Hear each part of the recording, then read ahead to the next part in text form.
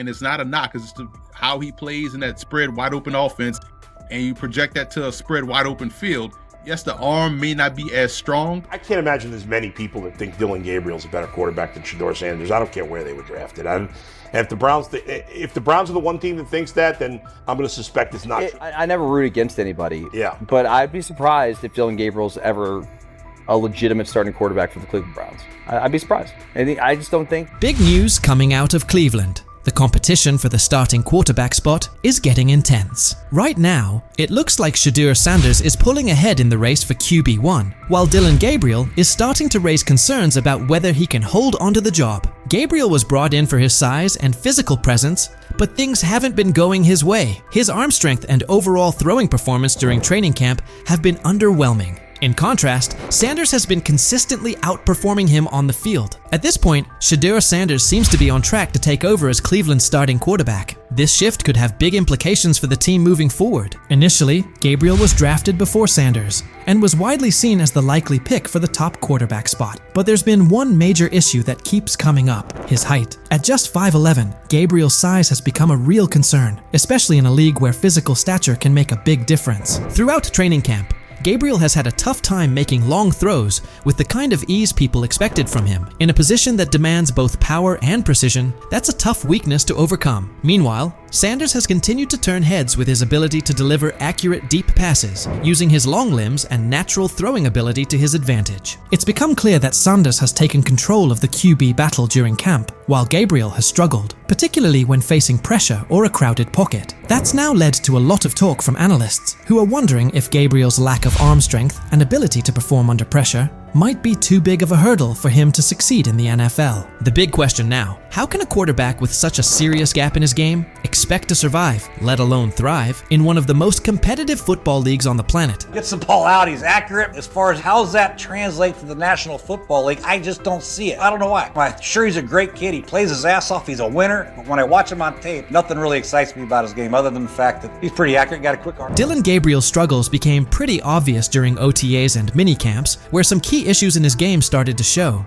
One particular rep stood out. He looked noticeably worried about defensive linemen swatting down his passes at the line of scrimmage. That concern led him to start releasing the ball a bit higher than usual, and it threw things off. Some of his passes ended up sailing over his receivers' heads, while others got tipped right at the line. It's definitely something he'll need to work on if he wants to seriously compete at the pro level. Dillon Gabriel raises a lot of eyebrows of concern. As you guys know, he had a ball batted down today, and it turned into an interception, pick six. And you guys can see right here, this was a cause of concern coming into the draft when it pertained to Dillon Gabriel, is how, his smaller frame. You guys seen it with the Johnny Manziels. Just kind of with those guys, the smaller frames, getting balls batted down to the line, ultimately turns into interceptions. That being said, both Dillon Gabriel and Shedeur Sanders have things they need to work on. Neither of them is flawless, and the quarterback competition is still very much alive. Sanders has shown more consistency throughout camp, but nothing is set in stone just yet. Both quarterbacks are still in the running, and the battle is only getting more intense. While Gabriel was having his share of mistakes, Sanders was out there dropping dimes during practice. His throws were on point, showing off some serious precision and smart decision-making. One play in particular stood out. He connected with his tight end on a corner route near the back pylon. It was a tight window, with a linebacker trailing, and the receiver pressed at the line. But Sanders placed the ball perfectly. It was a textbook read. As soon as the safety bit on the short route, Sanders quickly recognized the one-on-one coverage and took the deep shot without hesitation. That kind of situational awareness, paired with his accuracy, is what's giving him the edge right now. There's even been some chatter that Cleveland may have picked up Dillon Gabriel just to block another team from grabbing Sanders. According to reports, owner Jimmy Haslam was very interested in bringing Shedeur on board, but not everyone on the coaching staff was sold at the time. Regardless of those early disagreements, Sanders is proving himself where it matters, on the field, showing that he's ready to compete at the highest level. There's a lot of speculation. He wanted Shedeur Sanders. The staff drafted Dillon Gabriel, Oregon, 2 rounds earlier.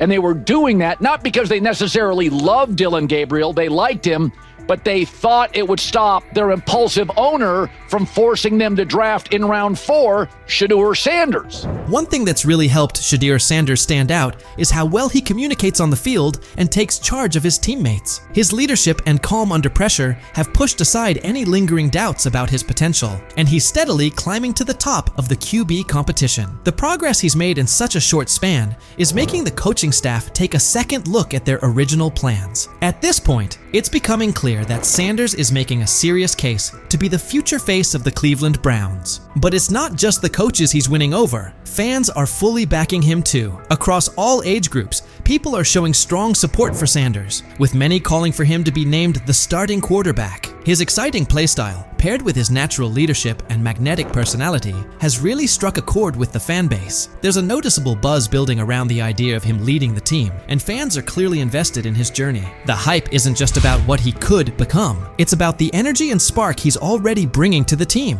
Fans want someone who can lead, inspire, and get results. And right now, Sanders looks like that guy. Even veteran quarterback Joe Flacco had high praise for him, saying Sanders puts a smile on his face, not just because of how he plays, but because of the positive vibe he brings to the locker room. It's obvious that Sanders is leaving a strong impression on everyone, from coaches and analysts to his teammates.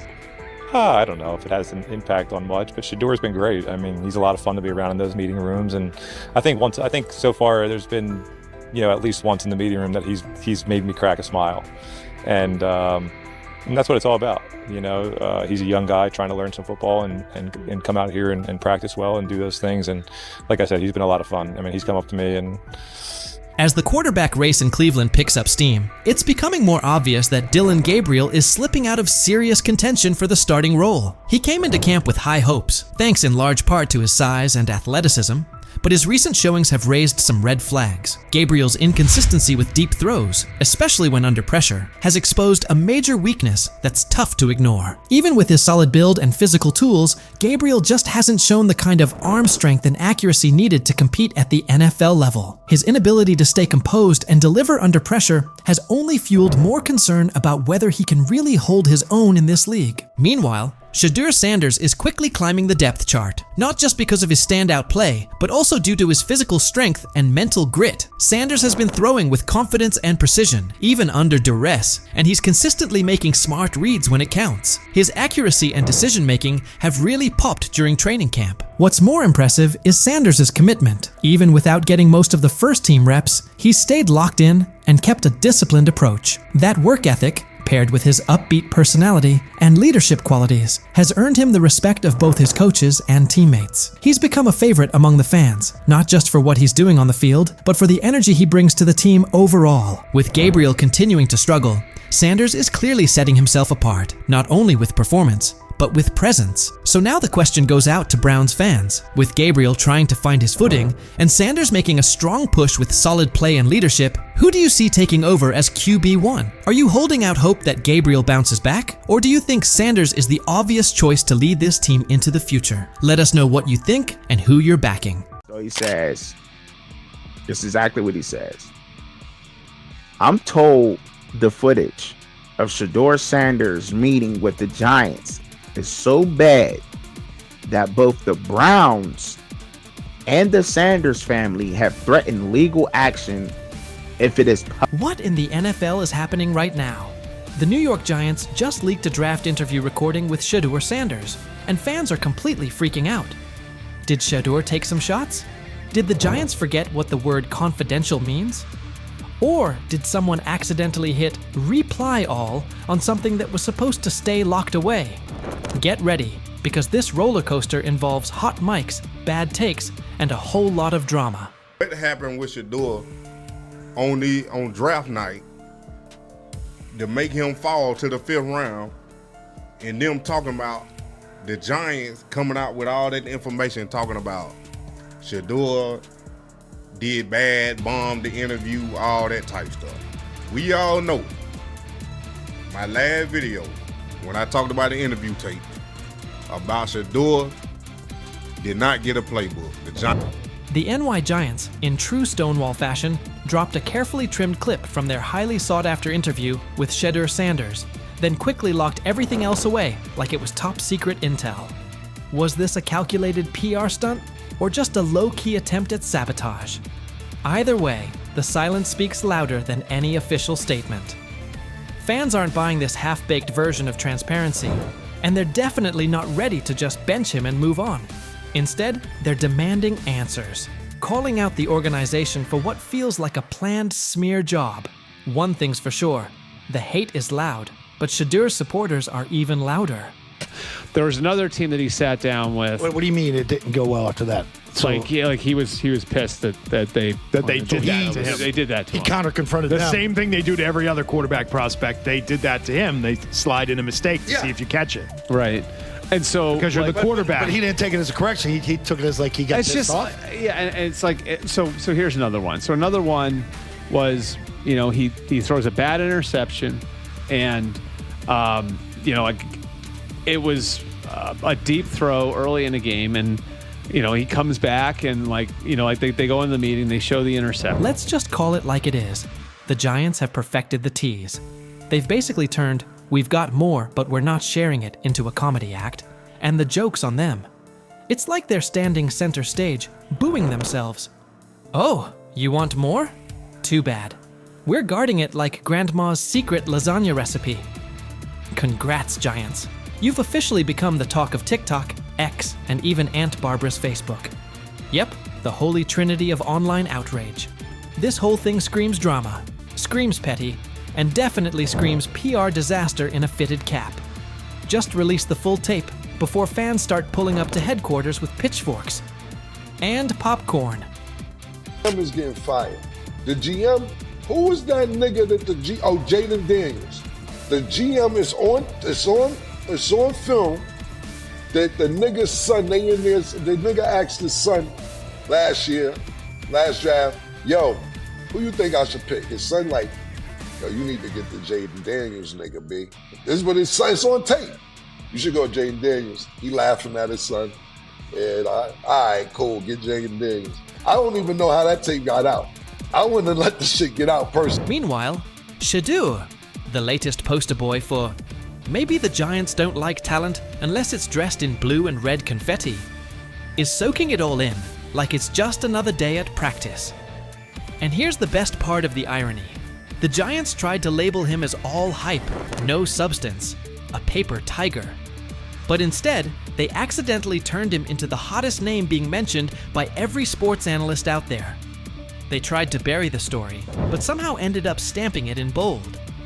It's the classic case of ignoring a trending conversation for so long that sure, people get annoyed, but at the same time, they keep your name alive better than your own PR team ever could. It's funny. New York Giants, where these tapes at? You hear me? Because if Shedeur Sanders was so unprofessional, y'all would have leaked the tapes for the whole world could see, right? Cause understand, it's a lot of he say, she say. But one thing I do know, as a young black man growing up in this world, being straightforward and not sugarcoat anything. Oh, this narrative is pure gold. Giants PR completely skipped subtlety and went straight to the "we don't like his dad" playbook. A move so awkward, it's like trying to dunk and ending up in a kiddie pool. You can almost picture them brainstorming it. Yeah, we're just not fans of QB families that aren't ours. Because nothing screams professionalism quite like having zero self-awareness. And the fan reactions? Absolutely priceless. That one little clip was all it took to set the internet on fire. Keyboards everywhere started lighting up. People are asking, why hide the good stuff? What are you trying to cover up? If there's really nothing to hide, why not just drop the full thing? And spoiler alert, they weren't whispering. Social media exploded faster than a New York City grill on Memorial Day weekend. Them out. Another moment. What they do during the film and the combine and the meetings is teams will install mistakes intentionally planted in the install, and they want you to catch them. Shedeur didn't, and when a coach called him out, once again, it didn't sit well. It's like, bro, there's not many teams needing quarterbacks. especially since Pittsburgh appears to have a deal with Aaron Rodgers and Tennessee's getting Cam Ward. So you're down to the Giants, who are not in. And that brings us to the next tasty slice of irony. By refusing to release the full interview, the New York Giants probably thought they were hurting Shedeur Sanders' image. But instead, they ended up throwing gasoline on the hype train. Rather than shutting things down, they made him look like the kid who grabbed the last cookie and somehow got blamed for taking the whole jar. Only difference? This kid's got cameras on him 24/7, and he's handling the heat like a seasoned pro. Now, every move he makes is being broken down, every throw studied like it's a presidential debate. Fans are calling it what it is. They've lied on Shedeur. Some say the Giants just don't like his dad. And honestly, that might be true. Maybe this whole thing was just a cheap shot at Deion Sanders by extension. But here's the plot twist. The harder they try to drag him down, the more interesting his story gets. The Giants accidentally turned Shedeur into a walking headline, a controversy in cleats.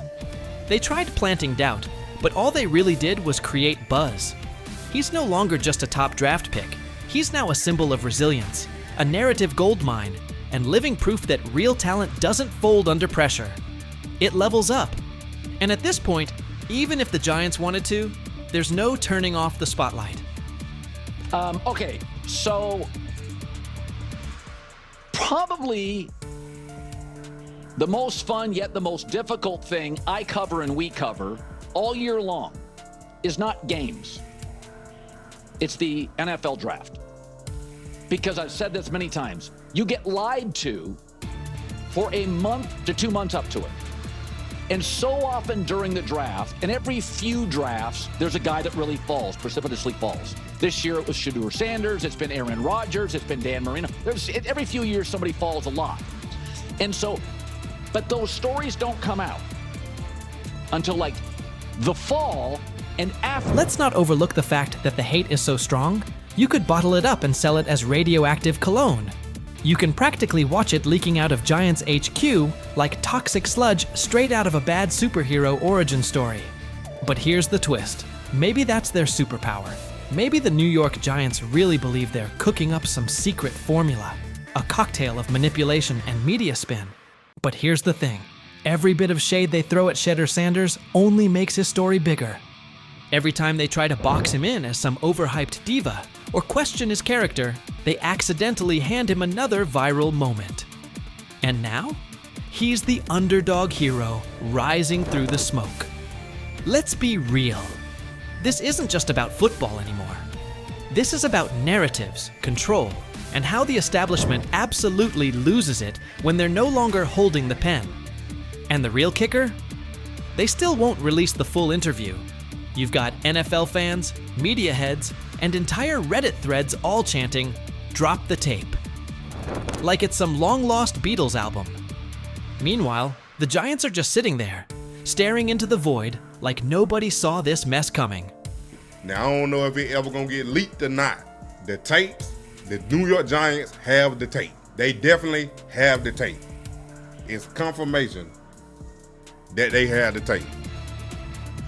Shedeur didn't do nothing. It's what they saying he did. I'm gonna tell you what these mixed reactions right here. So we already know about the New York Giants, but the Pittsburgh Steelers head coach Mike Tomlin reported Miles Sanders' talent, but hesitated to draft him due to previous challenges with quarterbacks like Russell Wilson and Justin Fields, leading to more cautious approach. Las Vegas Raiders. Sanders met with Raiders at the NFL scouting combine and expressed enthusiasm about potentially joining the team. His familiarity with the West Coast offense and quick release was noted positive, though concerns about his ceiling. Really, really good. Proud of you. All right. Cool. Really, really nice job. You're not fully proud, kinda. I'm kinda proud. Look, first shot, was it perfect? No, but you made plays, you operated. Shedeur he's a very impressive young man. He's poised, he's calm, he's smart. You can tell that he's been raised by, really quite honestly, a Hall of Fame dad. Look, we're gonna get to know him even more. Andrew Berry is back and stunned everyone with a bold call. He bumped Shedeur Sanders ahead of Dillon Gabriel, jumping him from the 3rd spot to the 2nd. Here's the twist. Berry is all in on Shedeur, And it's intentional. He was the one inside the Browns organization who pushed for Shedeur to join the team. We saw the signs in the preseason. Barry clearly wanted Shedeur Sanders to break through and succeed in the NFL. In regards to Shedeur and Theon's not going to interfere. Theon's not going to be calling the coach. Theon's not going to be commenting about Shedeur while he's in Colorado.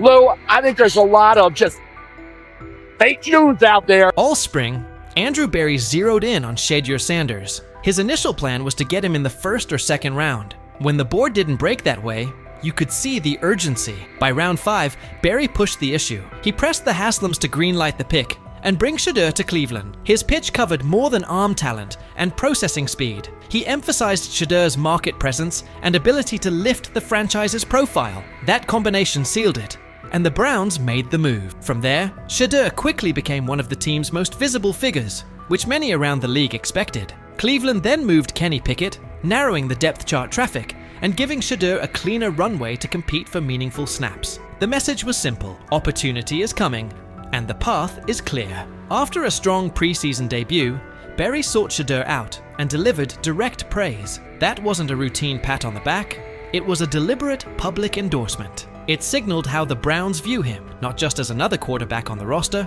but as a priority investment with both on-field upside and off-field impact. The organization's actions, draft capital, roster moves, and visible support line up behind the same idea. They're betting on Shedeur Sanders and intend to give him every chance to grow into a central piece of this team.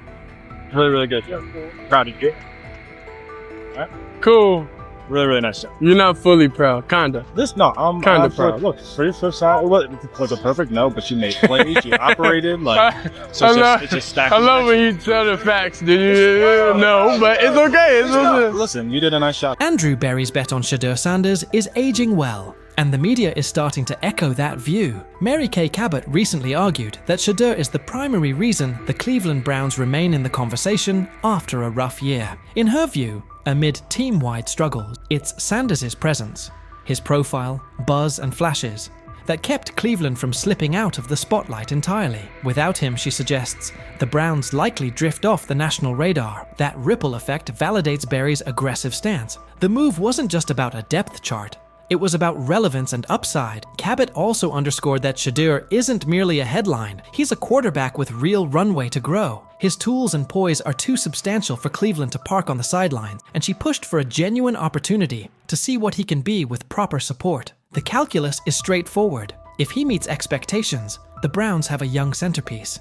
If he doesn't, the organization can still reassess and pivot. Either way, the signal is clear. Barry's conviction in Shedeur Sanders has positioned Cleveland to capture attention now, while exploring a ceiling that could reshape the team's future. It was too much value to pass up there, a developmental quarterback that they could take a look at and just kind of see what they had. Right now, his upside clearly outweighs the downside. It's a bet the team can't ignore. After Shedeur Sanders' tough preseason outing, when critics jumped in, Andrew Barry didn't let it drift. Instead of excuses, he acted. He pulled the entire offensive line that had been on the field with Shedeur. That decision shook the building and made the front office's stance obvious. Protect the quarterback, give him a fair evaluation, and set him up to succeed. It signaled full investment in his development. Barry's move wasn't just a swap of personnel, it set a standard. He pushed for accountability, demanded changes, and focused on building a setting where Shedeur can grow instead of being put in losing spots. It's one of the strongest steps in reshaping the Browns roster and shows real trust in Shedeur's trajectory. There's also a bigger plan here. These choices aren't only about one game. They're tied to the long-term quarterback picture. With Dillon Gabriel's physical limitations and Kenny Pickett gone,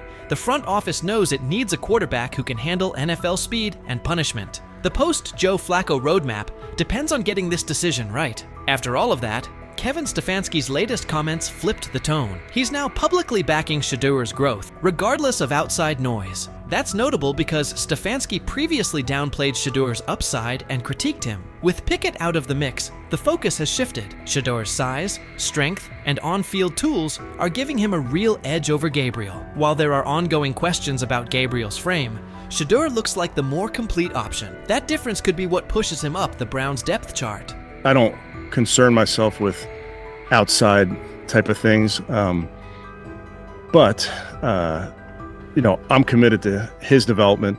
just like all of our rookies. So we'll continue to focus on getting our guys better.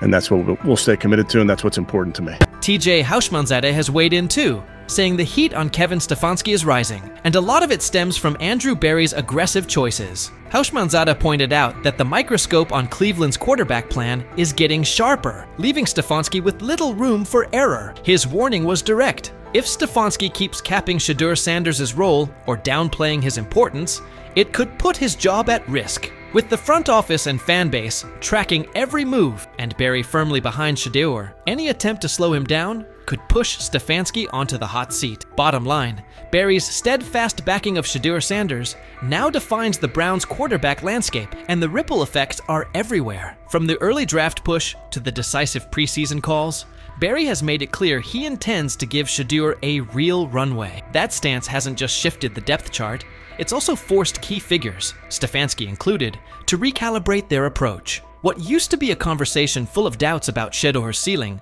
has turned into a high-stakes pivot point, with Berry's conviction driving the agenda. As the pressure builds, Stefanski stands at a decision point. The spotlight on Shedeur, the expectations from fans, and the backing from the front office leave minimal margin for missteps. Stefanski has to balance his system with the reality that Berry's faith in Shedeur is now central to the team's direction. The future of the position in Cleveland may hinge on how well Stefanski manages that balance. With Berry all in, the trajectory looks promising, but Stefanski's choices in the coming months will determine whether Shedeur's rise takes off or stalls. What's your read on Andrew Berry's aggressive approach and the pressure on Kevin Stefanski? Do you back Berry's unwavering commitment to Shedeur Sanders?